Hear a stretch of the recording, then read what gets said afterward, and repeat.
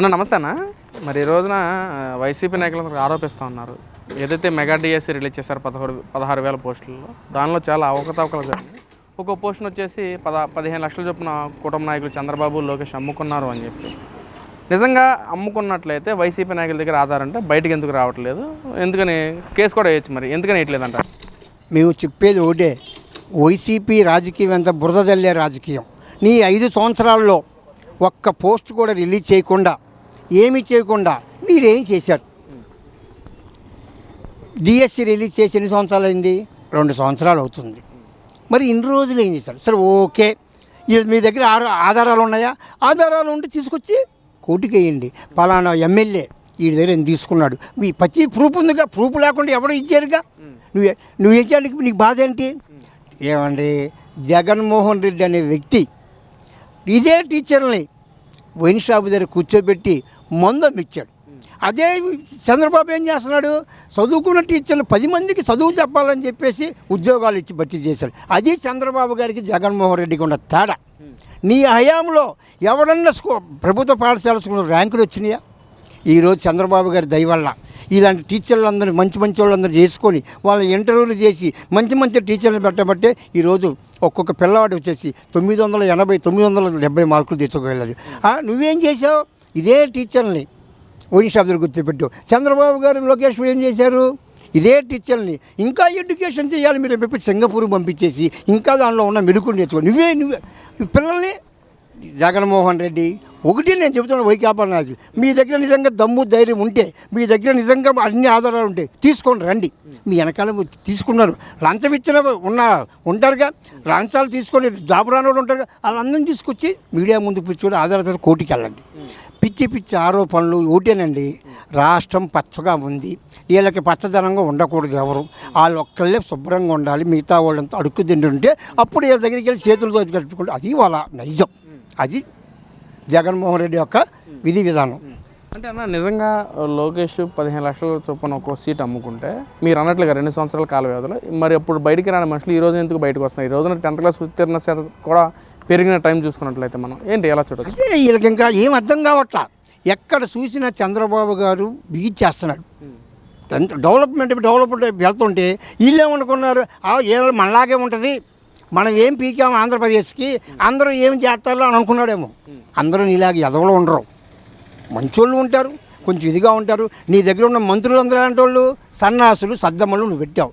చంద్రబాబు గారు తీసుకొచ్చిన మంత్రులు ఎలాంటి వాళ్ళు? ఒక ఎడ్యుకేషన్, ఒక విధి విధానం ఉన్నవాళ్ళు, అలాంటి వాళ్ళు పెట్టాడు. అందుకే రాష్ట్రం కొంచెం ముందుకు వెళ్తుంది. అంతేగాని ఏదో ఒక విధంగా వీళ్ళందరి మీద బురద తల్లి జనాల్లో మేము ఇంకా బతికున్నాము, చచ్చాము, నాకు 11 ఇచ్చారు, వాళ్ళ భయం పట్టుకుంది. మనకి ఈసారి 11 కూడా రావురా, ఆ 11 కూడా పోతాయేమో అన్న ఒక బాధతోటి ఈరోజు ఈ రోడ్డు మీద కుర్చీలాగేలాగా ఆడి మీద అరపలు పెట్రోల్ అన్నావు.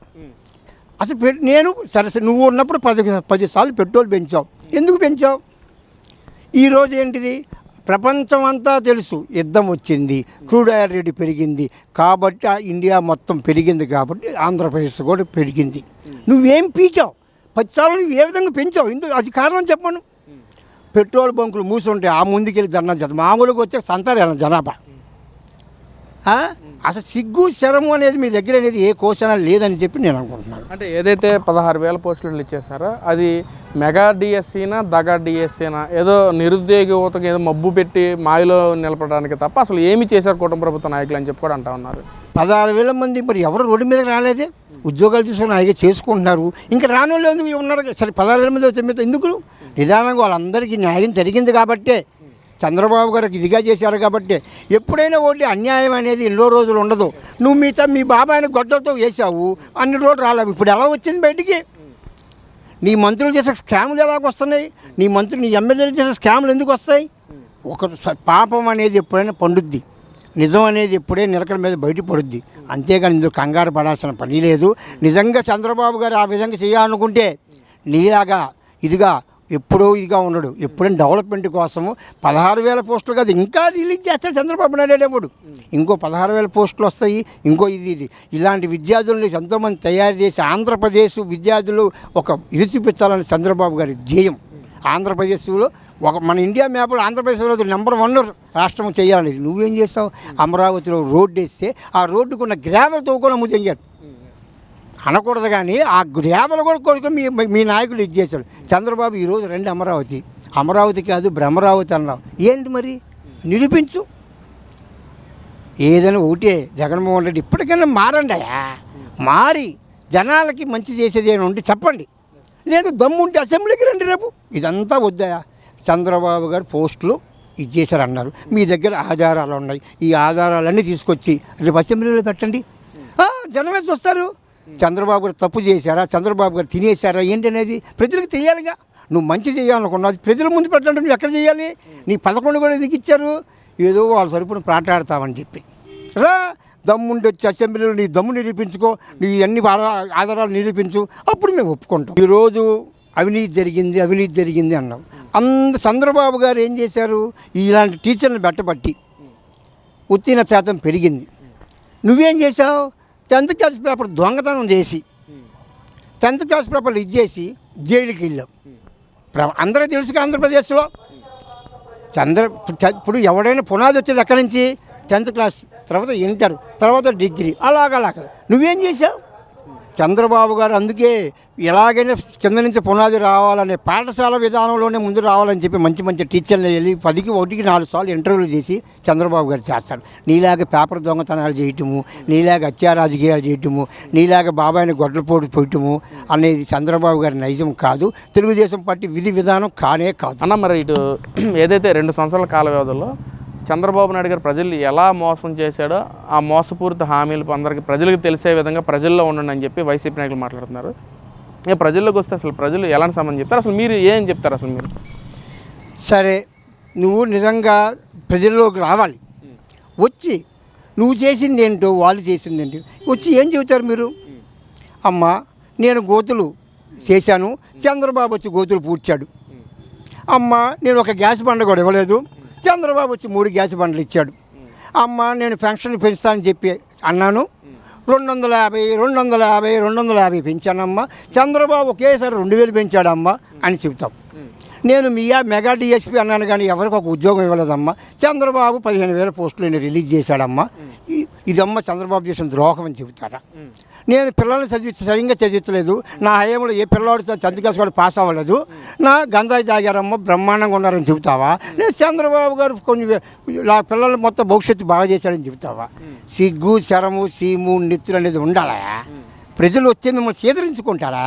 ఏ హామీ? మహిళలకు ఉచిత బస్సు, నేను బస్సు పెట్టలేదమ్మా, ఏమీ చేయలేదమ్మా అని చెప్పి ఫ్రీ బస్సు ఎక్కుతున్నారు, ఎక్కమాకని చూస్తావేంటి? దయచేసి ఆ మాట కూడా చెప్పమాకు. నువ్వు మెంటలోడివి, చెప్పినా చెబుతావు. ఎందుకంటే రాజధాని తీసేసి మావిగాని అన్నోడివి, దానికేది అసలు ఇది మెంటది. ఆ మాట మాకు చెప్పే ఉండకూడదు. జగన్మోహన్ రెడ్డి ఆ 11 కూడా ఉండవు. నా మాటని దయచేసి హాయిగా ఇంట్లో కూర్చో, హాయిగా పబ్జీ గేమ్ ఆడుకో, అది బెటరు. ఎందుకంటే జనాలు అనేవాడికి అర్థమైపోయింది, you are a cheater, you are a waste fellow అనేసి. అలాంటిది మంచి చేసినప్పుడు చెప్పు, అమ్మా నేను చంద్రబాబు కన్నా బాగా చేశాను, ఈయనేమి చేయట్లేదు, అది నువ్వు పీకింది లేదు, ఏమీ లేదు. ఇక్కడికి వచ్చి చేసేవాళ్ళని చెడగొట్టడానికి. అదే నువ్వు వచ్చావు, జనం కూడా అదే చేదరించుకుంటారు. నాన్న ఆ రోజు నువ్వేం పెట్టావు నాన్న, ఈ రోజు ఏం పెట్టేది లాక్కుంటా నాన్న, 5 రూపాయలు పెట్టి అన్నం పెట్టలేడు. నువ్వు ఏం మాట్లాడతావా జగన్మోహన్ రెడ్డి? 5 రూపాయలే అన్నం, అది తీసేసావు, ఆ పేదోడు పొడదరా, వాళ్ళు వచ్చి తగలదా నీకు? అందుకేనా నువ్వు అలా అయిపోయింది. నా మాటని ఓ పని చేయి, ఇంట్లో కూర్చొని హాయిగా పబ్జీ గేమ్ ఆడుకుంటూ వ్యాపారాలు ఏముంటాయి ఇది తెలుసుగా. బోల్డ్ చేసిన డబ్బులు బోల్డ్ అన్నీ ఉన్నాయి, లండన్లో వ్యాపారాలన్నీ ఉన్నాయి, అవి చూసుకో. జనంలోకి వస్తే నువ్వు ఒక పిచ్చోడు అయిపోతావు, పిచ్చోడిని చేస్తారు.